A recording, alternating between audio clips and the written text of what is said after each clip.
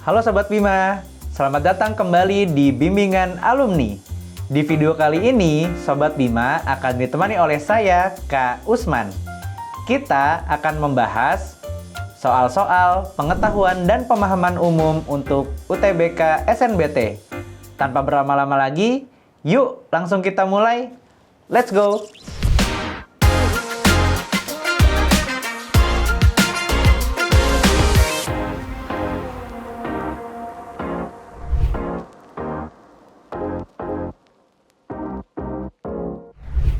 Sobat Bima, kita mulai pembahasannya dari soal yang pertama. Soalnya adalah sandi dalam kalimat 5 memiliki hubungan hierarkis dengan kata.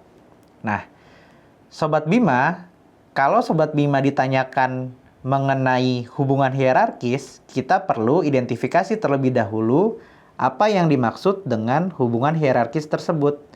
Hierarki itu artinya adalah tingkat. Berarti kata yang memiliki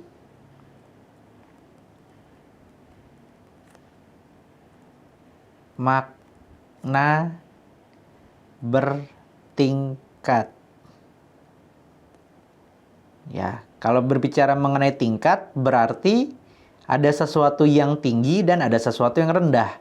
Atau ada sesuatu yang diperluas. Ataupun ada sesuatu yang dipersempit. Nah, makna hierarkis ini akan identik dengan hipernim yang diperluas ataupun hiponim yang dipersempit. Tetapi di dalam pengetahuan dan pemahaman umum perlu kita pahami kalau berbicara mengenai hubungan hierarkis berarti kita perlu mencari kata yang tingkatannya lebih luas.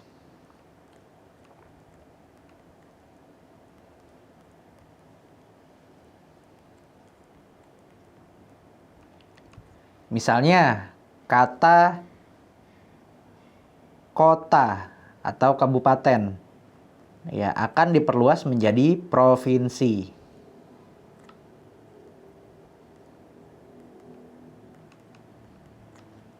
Diperluas menjadi provinsi. Atau kata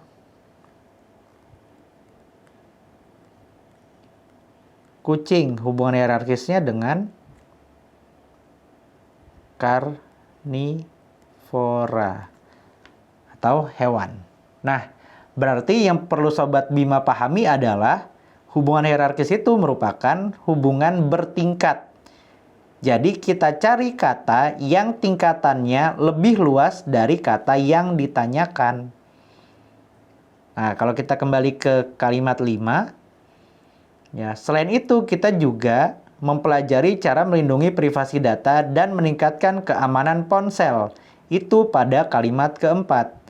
Lalu di kalimat kelima salah satu di antaranya adalah menggunakan pengelola kata sandi. Ya, nah sandi ini yang ditanyakan oleh soal. Nah, mengapa saya membaca dari kalimat keempat terlebih dahulu padahal yang ditanyakan kalimat 5?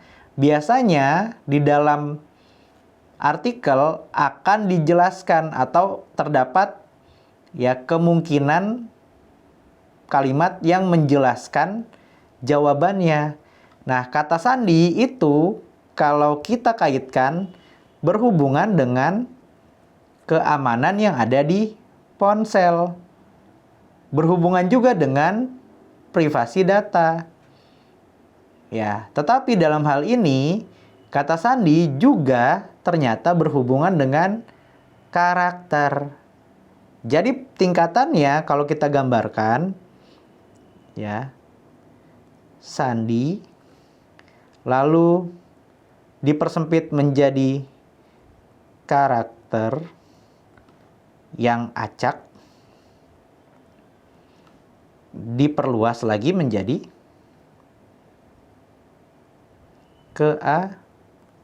keamanan. Ya, jadi kalau ditanya mengenai hubungan hierarkis dari kata sandi akan lebih dekat dengan keamanan. Karena kata sandi itu merupakan bagian yang lebih kecil dari keamanan. Sementara karakter itu lebih kecil lagi dari kata sandi. Nah, kita cari sesuatu yang lebih luas dari sandi. Makanya kita pilih keamanan.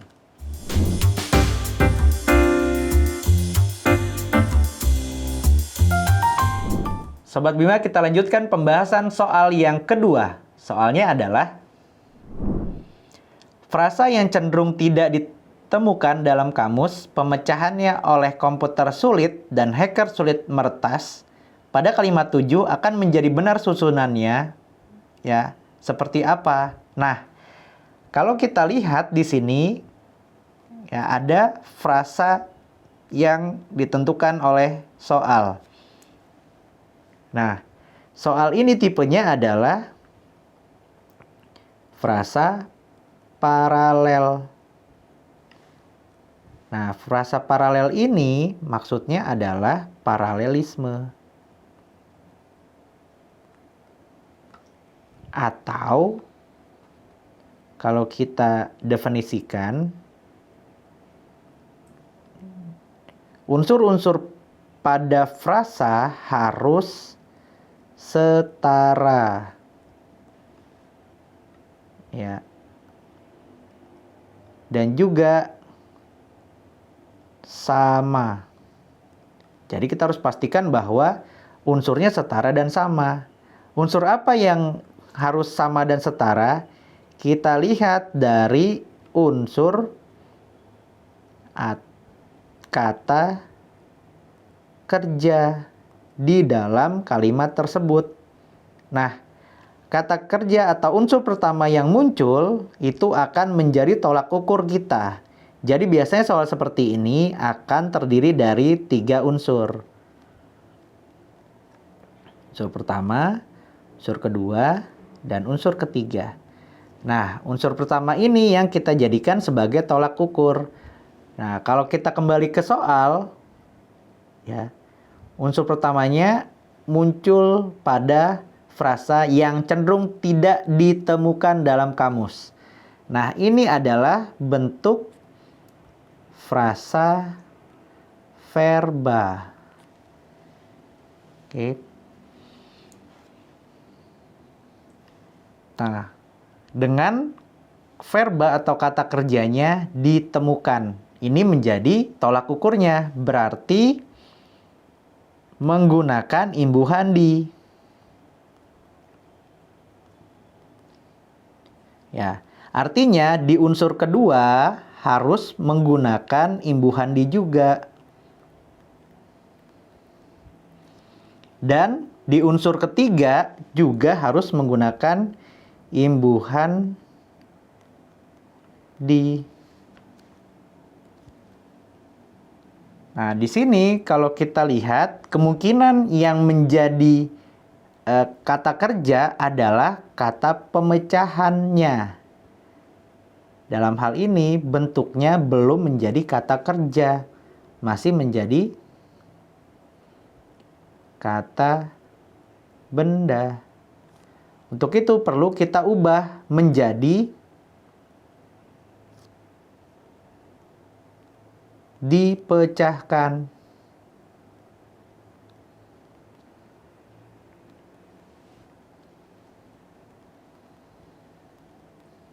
Lalu meretas kita ubah menjadi diretas. Nah, dengan begitu semuanya menjadi setara. Ditemukan, dipecahkan, dan diretas. Nah, ketiga unsurnya sudah sama, sudah paralel.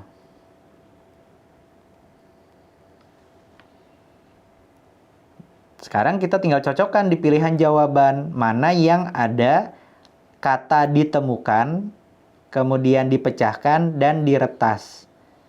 Ya, kesemuanya harus menjadi frasa verba dengan bentuk pasif.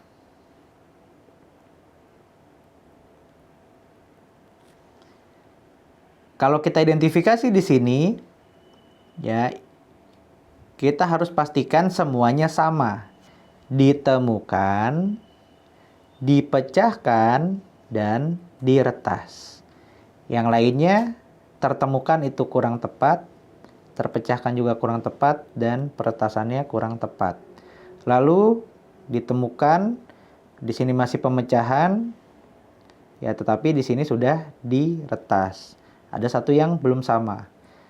Lalu kalau di pilihan jawaban yang B, ditemukan sudah benar, ya, dipecahkan sudah benar, tapi di sini masih meretas, seharusnya diretas. Lalu pilihan jawaban yang A, tertemukan ini tidak tepat, pemecahannya juga tidak tepat, dan ya diretasnya sudah benar.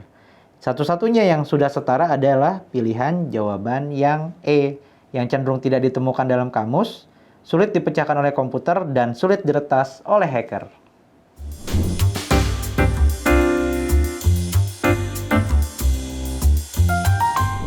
Sobat Bima, kita lanjutkan pembahasan soal yang ketiga. Soalnya adalah tujuan penulisan kalimat 9 pada bacaan tersebut adalah untuk...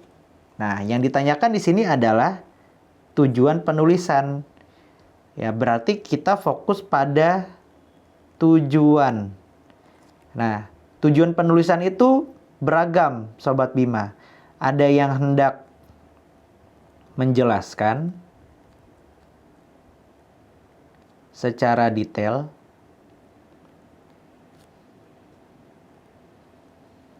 ada juga yang hendak menambahkan informasi,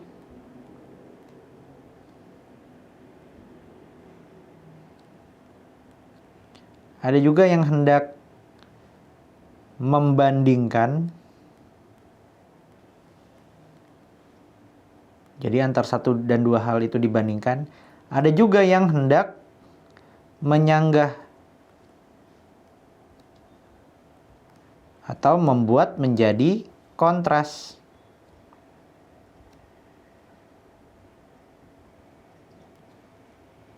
Nah, di dalam penulisan kalimat, kita bisa mengetahui bagaimana tujuannya dengan berbagai cara juga.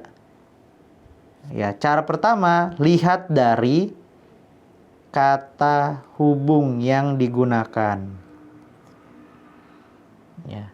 Kemudian kita lihat juga dari kalimat sebelumnya.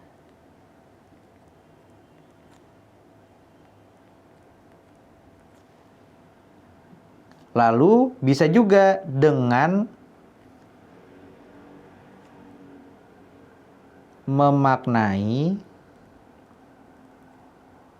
kata kerja atau predikat yang digunakan. Nah, jadi ada beberapa cara. Tetapi yang paling sering dilakukan dengan melihat kalimat sebelumnya. Karena itu adalah cara paling mudah yang bisa kita lakukan. Nah, kembali ke tujuan penulisan kalimat 9 pada soal, ya, berarti kita akan lihat kalimat ke-8. Nah, kemungkinan besar di kalimat ke-8 ini akan, ya, memberikan informasi. Apakah menjelaskan, menambahkan informasi, membandingkan, atau bahkan menyanggah. Ya, coba kita lihat bersama.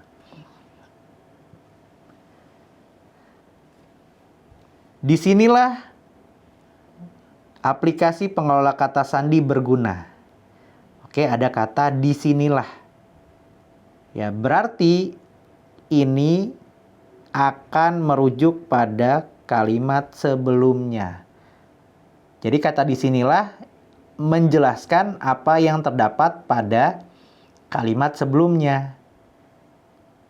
Jadi aplikasi pengolah kata sandi itu berguna ya karena sudah dijelaskan di kalimat sebelumnya. Nah, kalau kita lihat di kalimat ke-8, kelemahan karakter acak adalah kata sandi yang rumit dan cenderung sulit diingat. Oke, berarti ada tantangan dari karakter acak. Tantangan atau kelemahan, yaitu ada kerumitan dan ada kesulitan. Kerumitan dalam hal kata sandi dan kesulitan dalam proses mengingat. Oleh sebab itu, diperlukan aplikasi yang bisa membantu untuk menyederhanakan permasalahan kerumitan dan kesulitan untuk mengingat. Jadi sebenarnya dengan adanya kata disinilah, lalu dipertegas dengan apa yang sudah kita bahas di kalimat ke-8, kita bisa tarik kesimpulan bahwa tujuan penulisan pada kalimat ke-9 adalah sebenarnya menjelaskan informasi yang terdapat pada kalimat sebelumnya. Jadi bukan menggambarkan, mempertegas, ataupun membuktikan. Hanya menjelaskan informasi yang ada pada kalimat sebelumnya. Supaya lebih jelas lagi.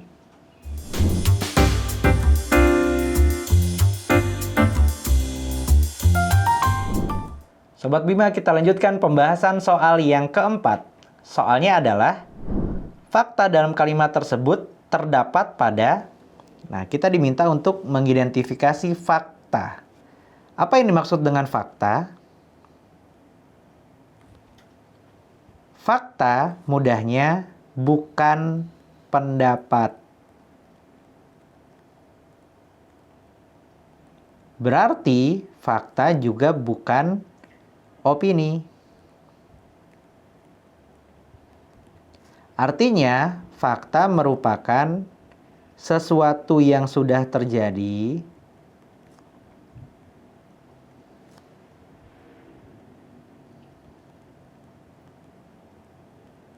dan dapat dibuktikan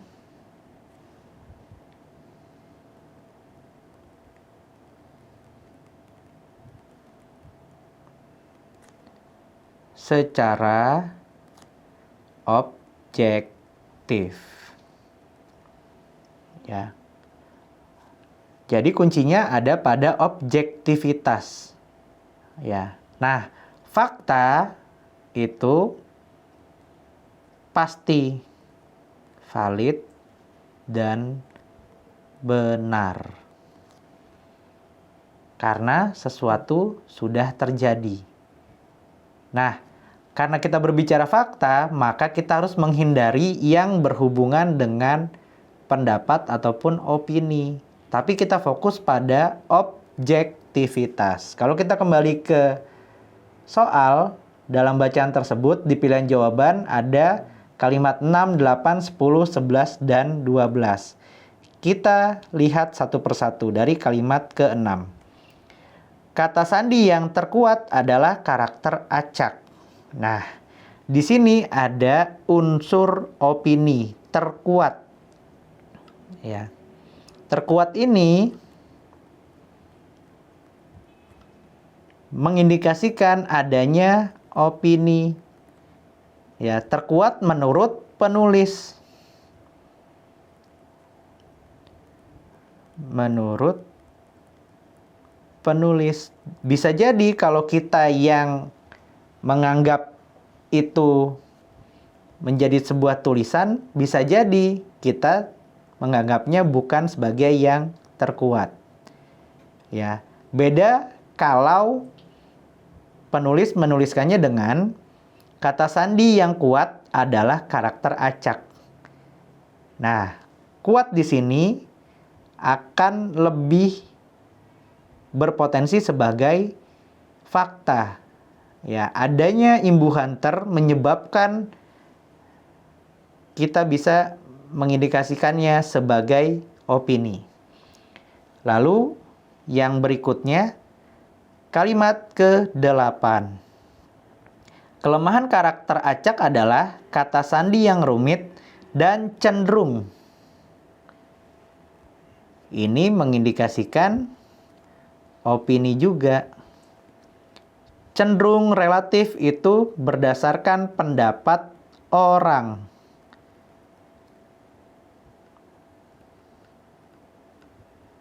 Ya, adanya kata cenderung, relatif, itu merupakan pendapat atau opini dari seseorang.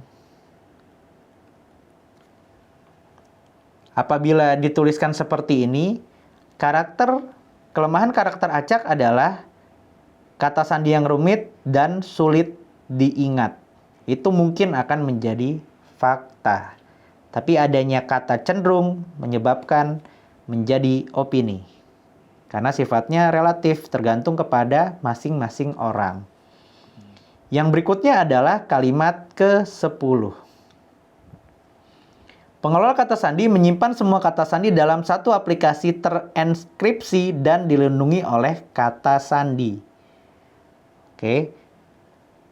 Pengelola kata sandi menyimpan semua kata sandi dalam satu aplikasi terenkripsi dan dilindungi oleh kata sandi. Nah, di sini terlihat lugas dan bentuk kata kerjanya aktif. Jadi kemungkinan besar akan menjadi fakta. Tetapi kita harus bandingkan dulu dengan pilihan jawaban yang lain. Kita lihat kalimat ke-11. Aplikasi pengelola kata sandi menghasilkan dan mengingat kata sandi dengan kuat. Aplikasi pengelola kata sandi menghasilkan dan mengingat kata sandi dengan kuat. Oke, kalau kita lihat di situ ada kata sifat. Ya. Sehingga di sini berpotensi menjadi opini. Karena ada kata sifat ya dengan kuat. Lalu kalau kita lihat kembali di pilihan jawaban yang E, yaitu kalimat 12. Dengan pengelola kata sandi, setiap akun dapat memiliki kata sandi yang berbeda, rumit, dan sulit diretas. Ada kata dapat. Ya, dapat mengindikasikan suatu opini. Ya, bukan suatu kepastian. Dia bukan kepastian. Sementara fakta itu adalah sesuatu yang pasti. Nah, jadi yang lebih tepat untuk soal ini adalah fakta dalam kalimat tersebut terdapat pada kalimat ke-10 karena di situ tidak ada kata sifat, lalu disampaikan dengan lugas dan menggunakan kata kerja bentuk aktif. Ya, sehingga akan menjadi sebuah fakta. Jadi jawaban yang tepat adalah kalimat ke-10.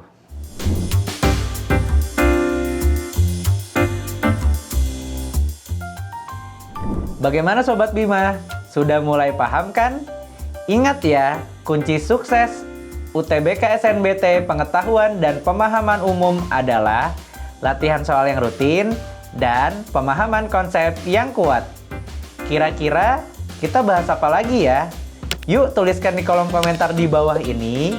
Jangan lupa subscribe, like, dan share ke teman-teman kalian supaya tidak ketinggalan video-video pembelajaran dari bimbingan alumni lainnya. Bimbingan alumni, yakin bisa, pasti bisa. Saya pilih bimbingan